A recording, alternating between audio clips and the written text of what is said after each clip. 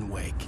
Alice has been kidnapped. Alan, please help me. Alice? You'll do exactly what I say if you ever want to see your wife again. I can't tell anyone except my agent Barry.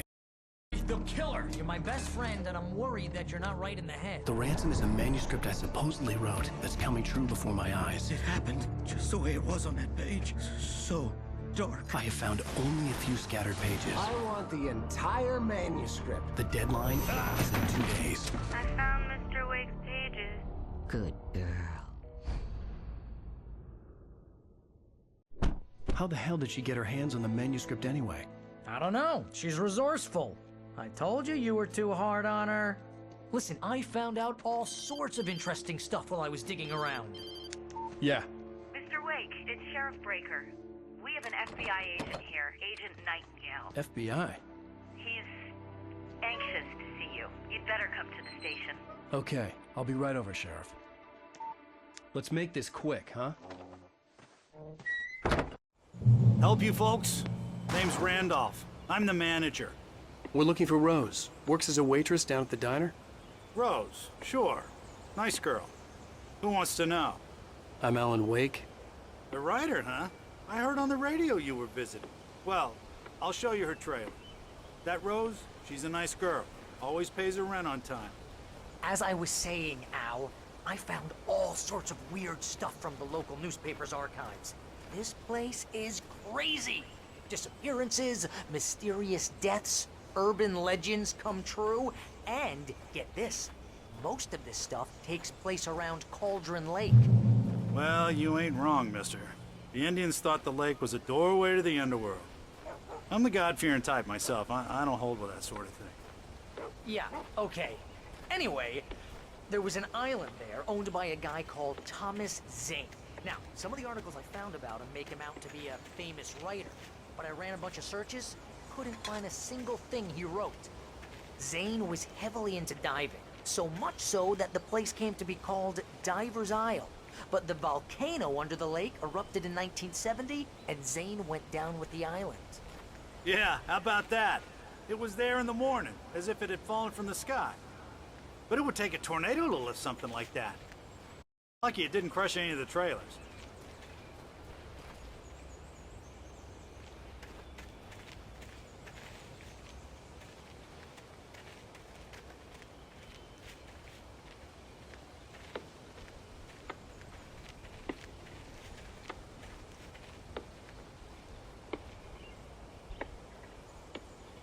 It gets better.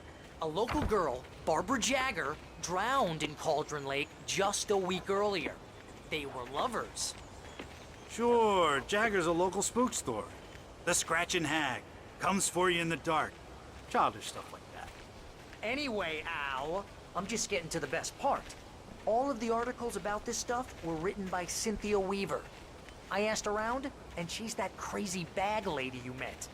What, the lamp lady? She can be a little loopy, but she's not homeless or anything. Yeah, anyway, she knew both Jagger and Zane before they both died, and she had some kind of a breakdown.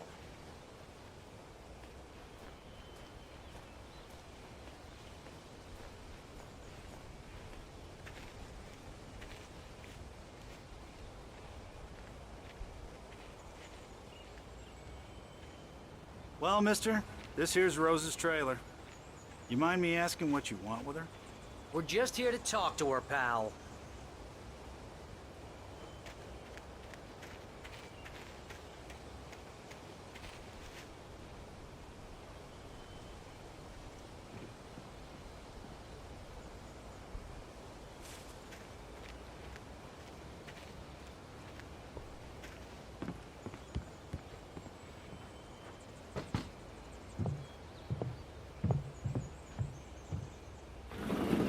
Welcome to... Oh dear, Mr. Wake. I'm so glad you're here. Rose, you have my manuscript? Oh. Oh yes. Yes. Please, come in. Hey, this is really good. Rose, Yes, my manuscript.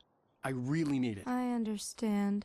I know what you need. A muse to inspire you. Oh, for Barry. She doesn't have anything. Yeah, hey, Al? Al, what's... Oh... Barry! What? What?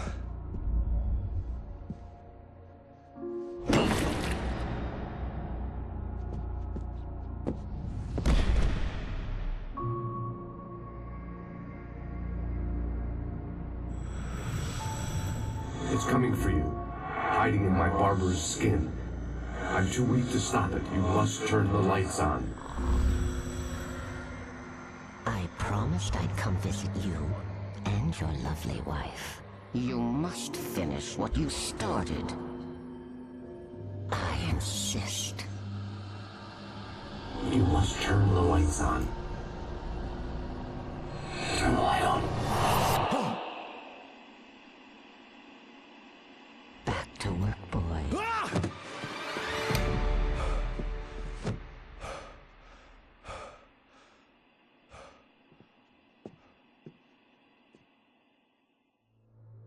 I felt nauseous, hungover. Only anger kept me going. I can't tell reality from dream anymore, but it seems I have an imaginary editor to help me. She's an old woman in a funeral dress. I call her Barbara Jagger. She's very strict. I'm writing faster and faster. My manuscript is being heavily revised. The edits are getting very aggressive, and each day there's less of me and more of her. I hate it, but I know she's right. She promises me I can save Alice this way. She knows more of this than I do. About the complex incantation I'm attempting. About this place. She's worked with another writer under similar circumstances, Thomas Zane. The genre of the story seems to be shifting. It's turning into a horror story. I'm getting close. I can feel it.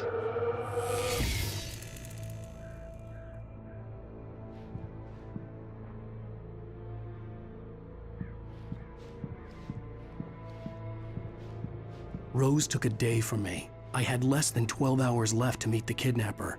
All I could do was get Barry into the car, work something out once I got on the road. Welcome to the Oh Dear Diner. What can I get you today? Coffee? I couldn't work up much hate for Rose. Something had used her to get to me and left its mark. First refill is free. Milk and sugar on the counter there. Would you like to hear today's specials? Thank you. A nice day. Come back soon.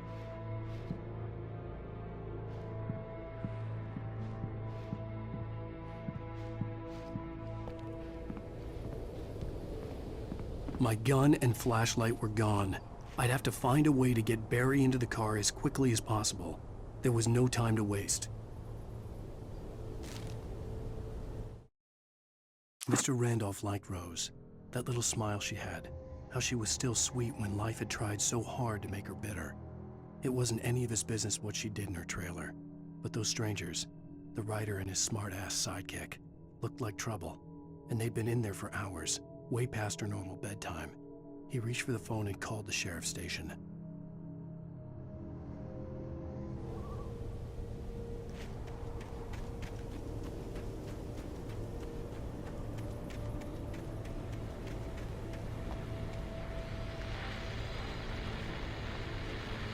I just stepped outside to catch a breath of fresh air. Let me tell you, the weather's getting heavy. Nights like this make me especially glad I'm here talking to you and not home in bed. Once the weather takes a turn like this, I can't sleep at all. It's all tangled bed sheets and dark thoughts, punctuated by the occasional plunge into nightmare. Is it just me? Well, perhaps it is. But I hope I can make the night a little bit easier to get through. Caller, you're on KBF-FM. Hey, Pat, it's Walt Snyder. What's on your mind, Walt? Well, I am the way you are, but, well, I can't sleep either, you know? I just been staring out the window here, trying to make sense of it all, but,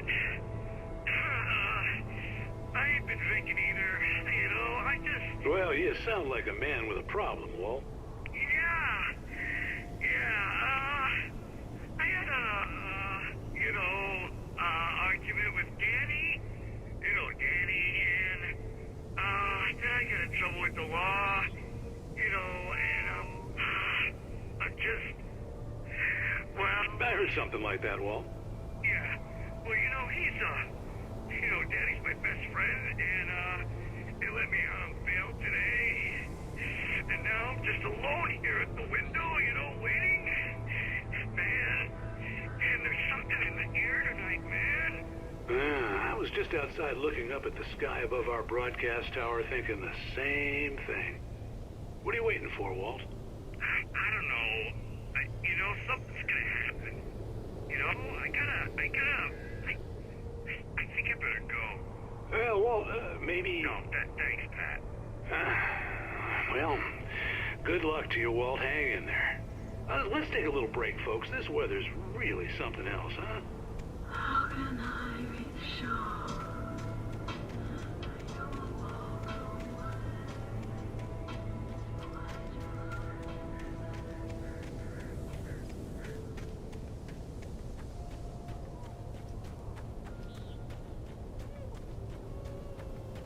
Oh, you're gonna get it now. God knows what you've done to that poor girl. This is Agent Nightingale, FBI! Get him up, Hemingway! You're under arrest! You move a muscle, I'll unload right in your face! Stay right where you are, Blaine!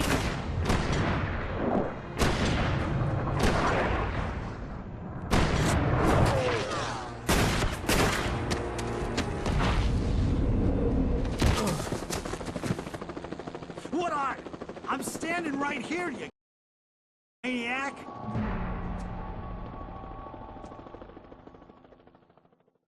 I hated to leave Barry behind, but there was no way I'd miss my appointment with the kidnapper. Give it up, Mr. Wake! Come on!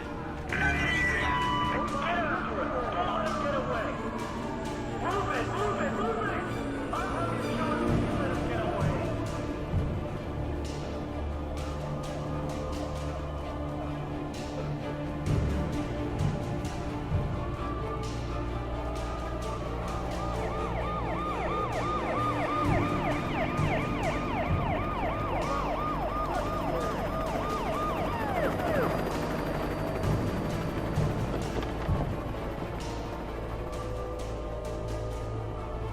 Stop running! Freeze! Okay, men, keep your eyes peeled. He's gonna try to make it through here.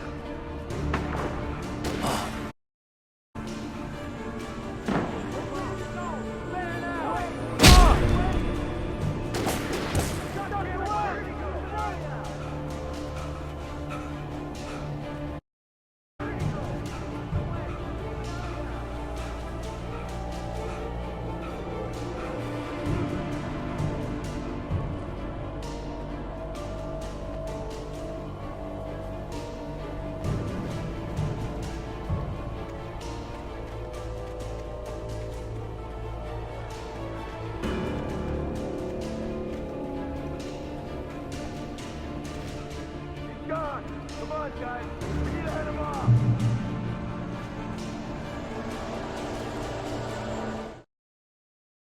For decades, the darkness that wore Barbara Jagger's skin slept fitfully in the dark place that was its home and prison. It was hungry and in pain. It dreamed of its nights of glory when the poet's writing had called it from the depths and given it a brief, terrible taste of power and freedom. The rock stars had stirred it from the deep sleep the poet had sunk it back to in the end. When it sensed the rider on the ferry, it opened its eyes.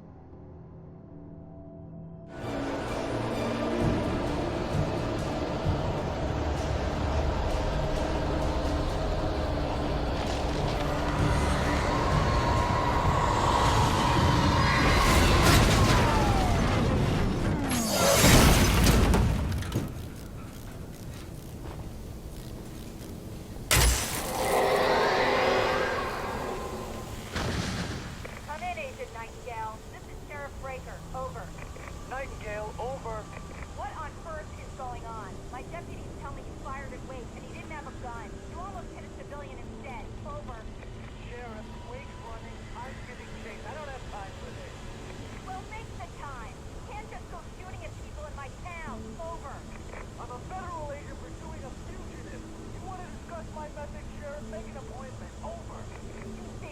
you are, Agent Nightingale. I'm on my way. Out. The suspect was last sighted running along the corridor that leads westward from the trailer park. All units are advised that the suspect may be armed. Approach with caution. James out.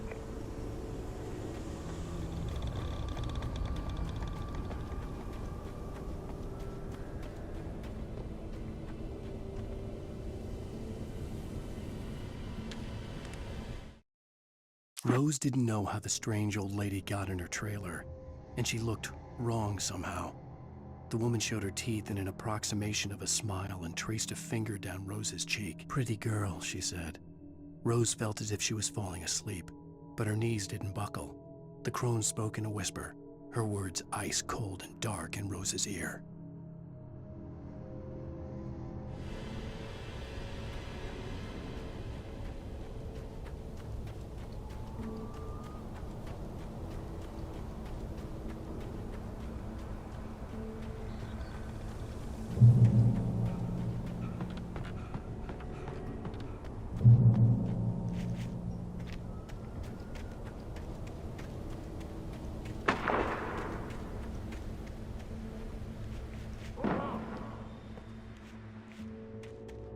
Search the area.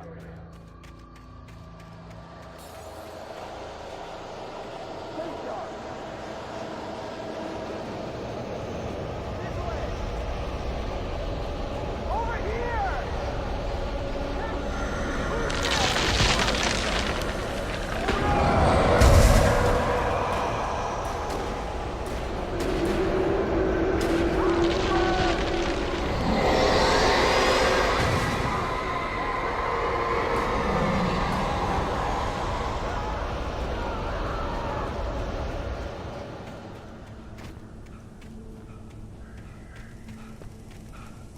This horror was everywhere I went, circling me.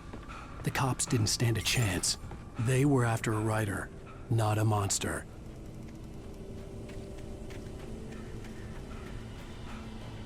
Sheriff Breaker, this is Agent Nightingale. I've lost contact with most of the men you assigned to me.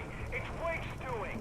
Wait, are you seriously telling me that geek writer just took out my deputies? Are you kidding? I mean, have you seen this guy? He wears a tweed jacket. Over.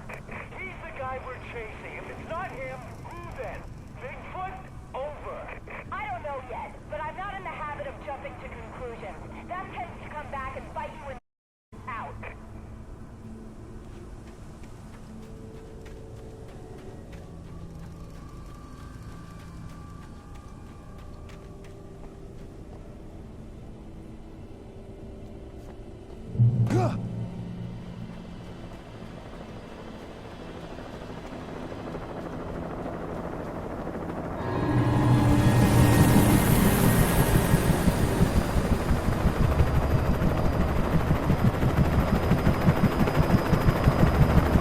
You on the ground. Hold it right there. There's nowhere to run.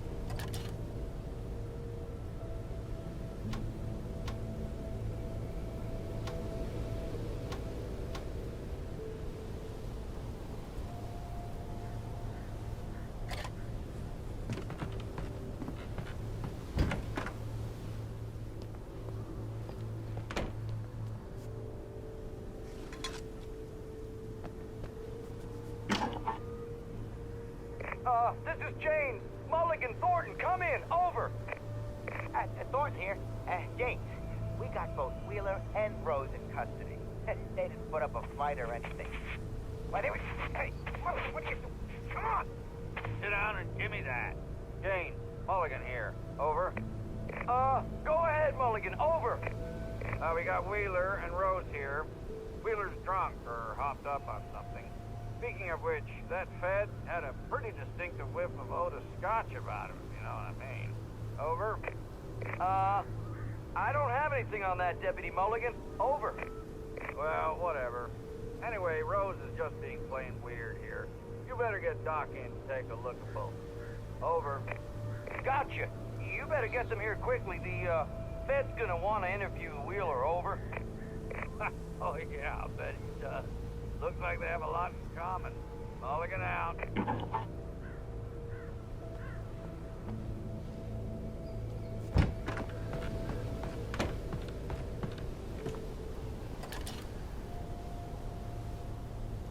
I could see the lights of the radio station in the distance.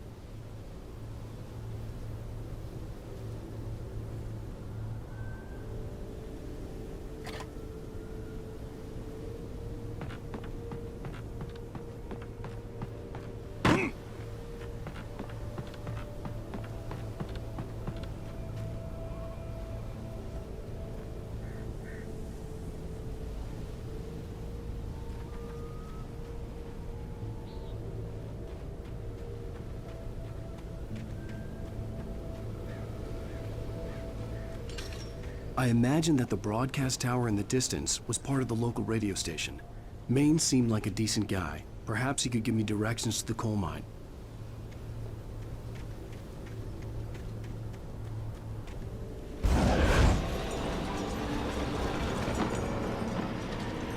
Unnatural shadows clung to the gate.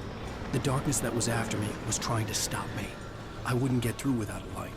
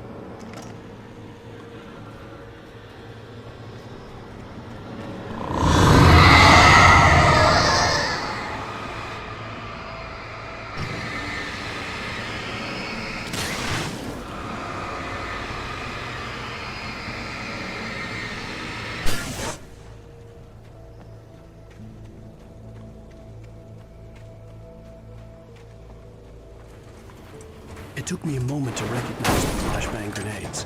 They were an ideal weapon for my situation. Team 1, come in. Over. Team 1, this is Sheriff Breaker. Report. Over.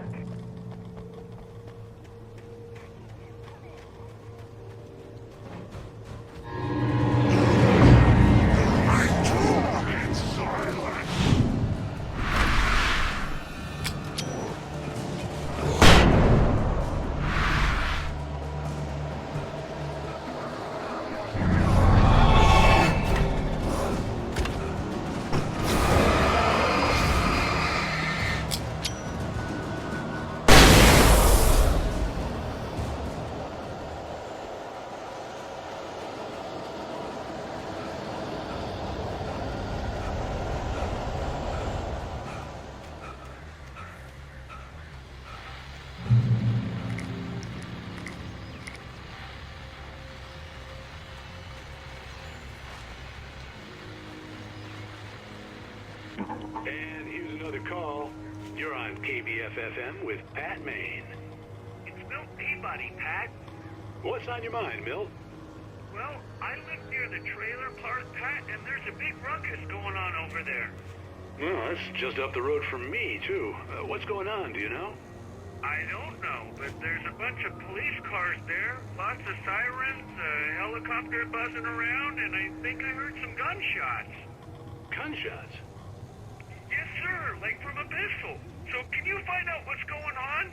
Because it's just next door and they're popping off guns there. They're still shooting? No, it was maybe 10-15 minutes ago.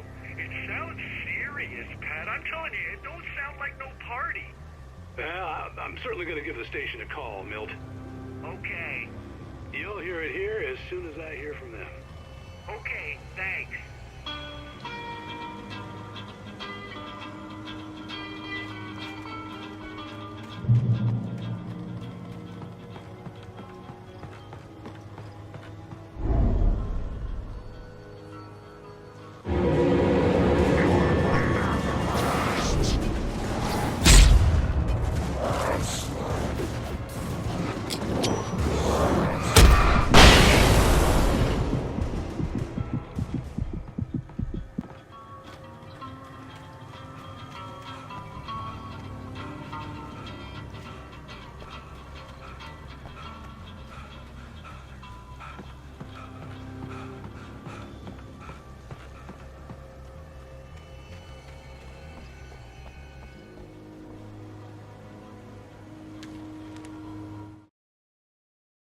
Touched by the dark presence, Rose was lost in a dreamland where everything was drawn in black and gray crayons. The old lady had promised her that all her wishes would come true. She would be Alan Wake's muse. She was smiling so hard it hurt her face. She crushed a bottle full of sleeping pills into the coffee. Deep down inside, she was screaming in terror.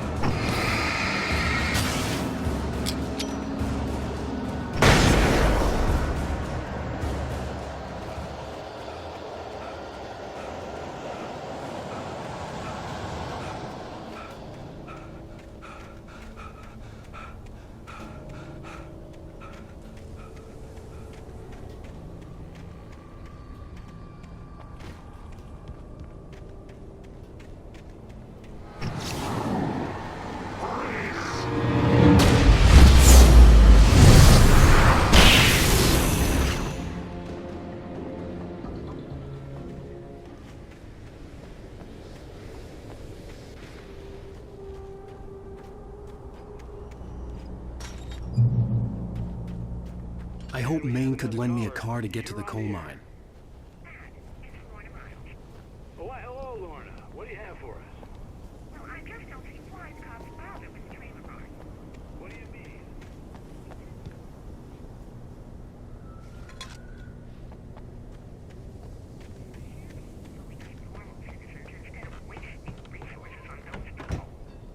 Well, They'll have to try to sort themselves out. I'm sorry, but my granddaddy settled in Bright Falls in 1911. well, thank you very much for that compassionate viewpoint, Lorna. How can I be sure? Oh, here's a little surprise. The famous writer Alan Wake just walked in, folks. I'm going to see if I can talk him into an interview. Come on in, Mr. Wake. Oh, I'm so glad you could find the time to do this, Mr. Wake. Nowhere to run now, Dan Brown. You back away from me. Don't hurt it. Whoa, whoa, whoa. Everyone calm down. Put the gun down. We're all friends here, right? Cool your jets, Nightingale. We got him. Judas Priest! What the hell's the matter with you? There's a civilian in there.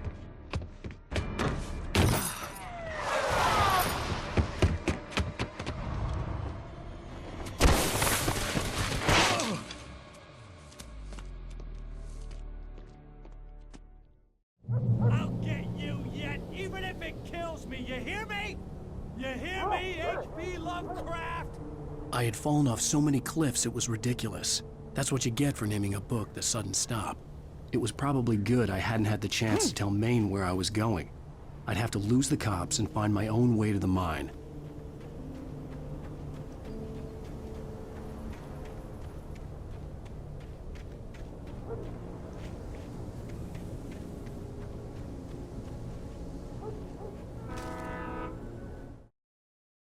Nightingale stared through the broken studio window into the dark woods.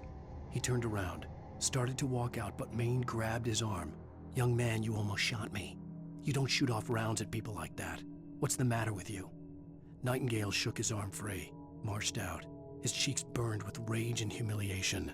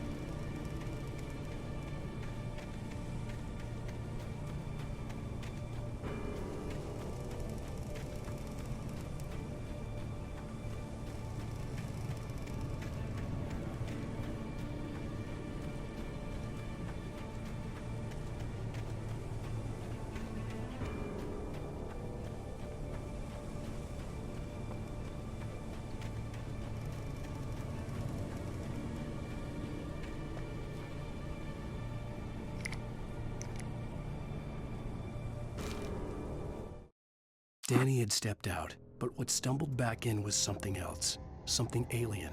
A monster. Walter tried to kill it, first with his fists, then a chair. It wouldn't die. Instead, it kept coming, unaffected by the beating it had taken. After Walter managed to kick it down the cellar stairs, fear took over. He ran, got behind the wheel, gunned the engine. The booze wouldn't make him forget, but he knew he had to try.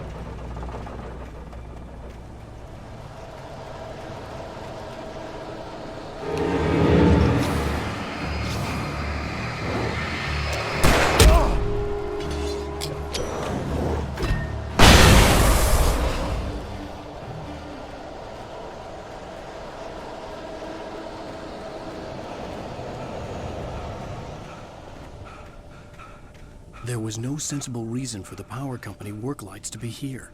It was almost as if they'd been left for someone like me to use.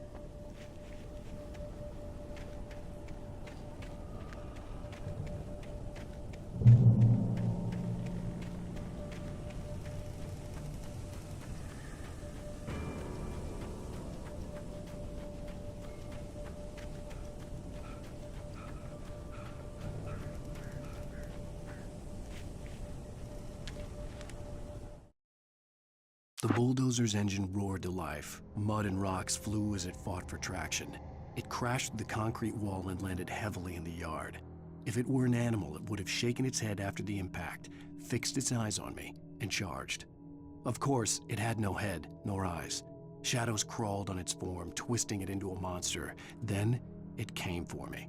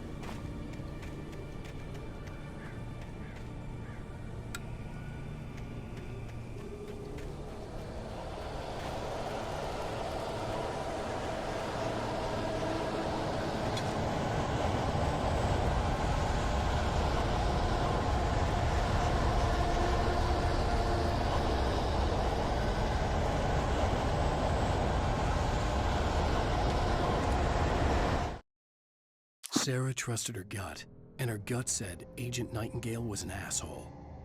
He felt wrong, and it wasn't just the smell of stale booze. It was in the way he flashed his badge, pulled rank, the look in his eyes when he wanted answers.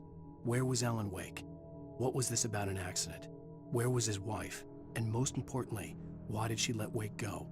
He wouldn't answer her questions. Federal business was all he'd say.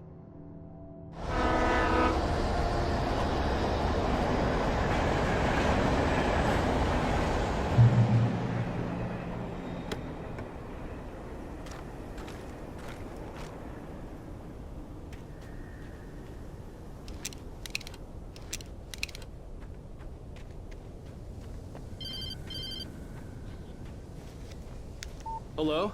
The most stubborn man I've ever met. Alice? Alice? Alan, I'm so afraid. Keeps me in the dark. Please help me.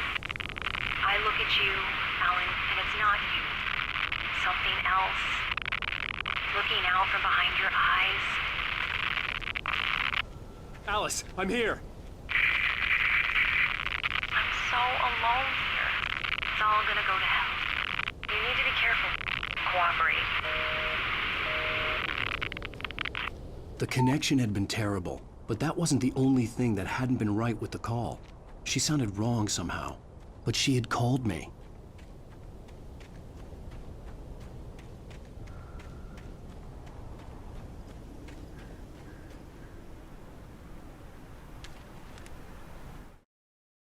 The pipe wrenched itself loose from the bridge's steel framework. Wrapped in darkness, it floated in midair, twitching. For a moment, I didn't understand what I was looking at. The heavy object lurched at me with impossible force. I threw myself out of the way, but just barely. When I turned my flashlight on it, it shook in a dark rage before it flew at me again.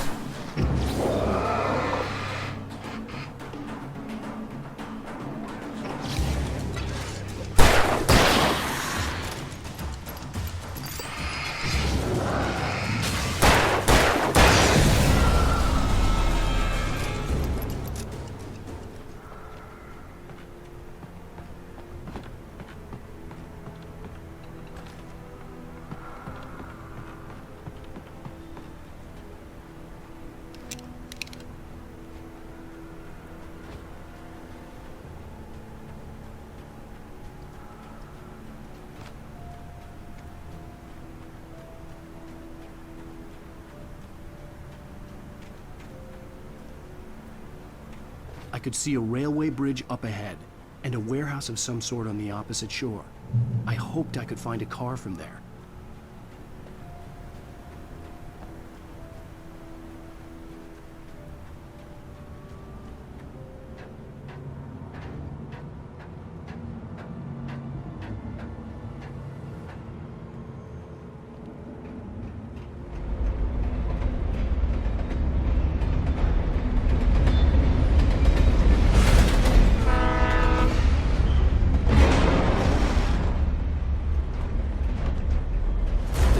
That was pursuing me was growing stronger, and it was taking over everything in its path.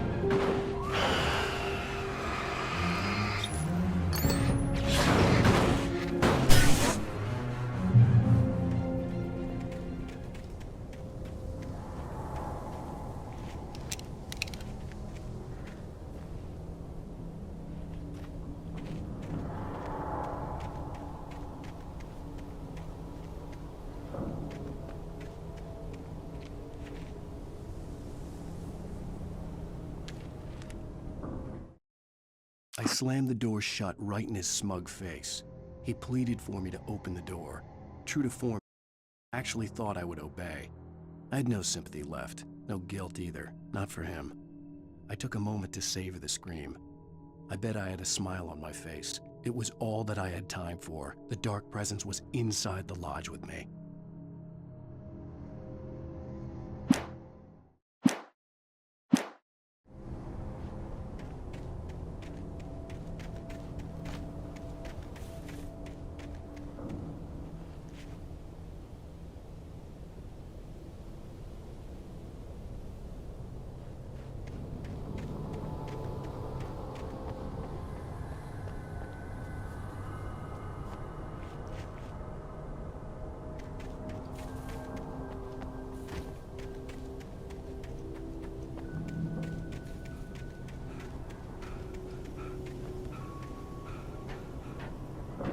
As a teenager, just starting to get interested in writing, Stephen King had been a source of inspiration to me.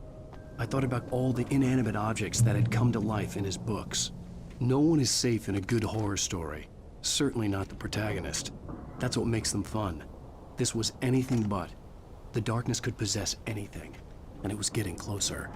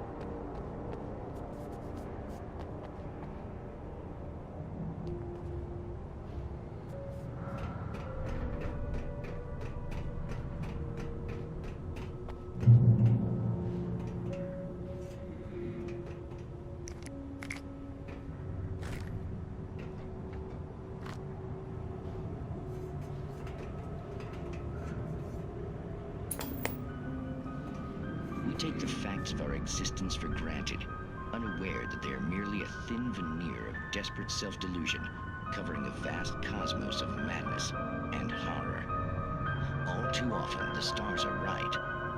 In Night Springs. Tonight's episode, A Family Occasion.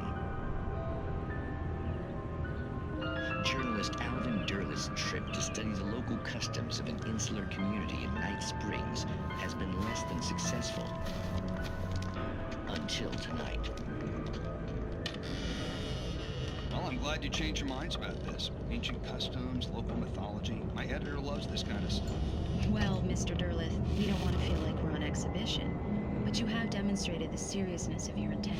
Oh, I am serious. Really, just do your thing. I'll stay out of your way and observe. Actually, I thought you could assist us. I'm afraid we are a man short. It would provide you with an intimate perspective. Could I really? Of course, Mr. Derleth. Well, I guess that's the least I... What would I have to do? Oh, here. Let me show you with a kiss.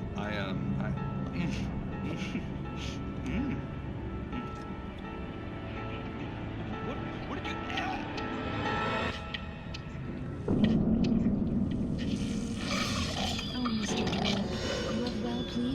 Purga, the dweller in flesh.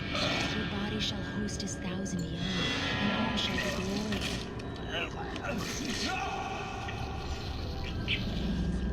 Shh, darling, be calm. Shh. Alvin Derleth learned a harsh lesson. If you go looking for mythology, it may come looking for you. And such quests always bear fruit. Night Springs.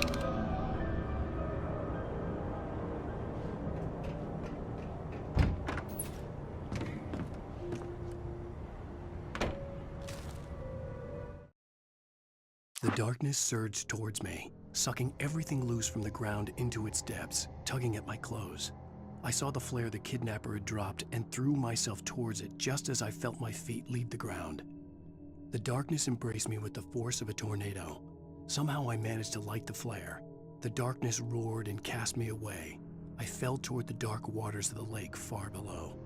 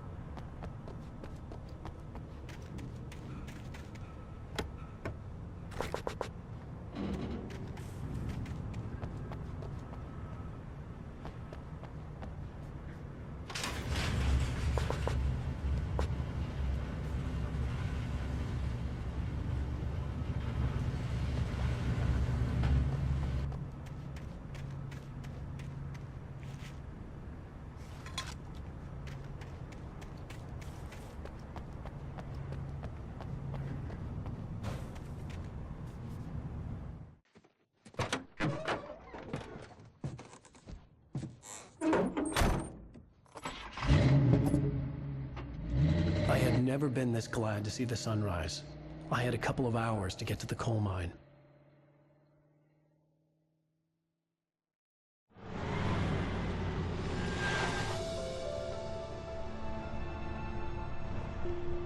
The coal mine wasn't far now.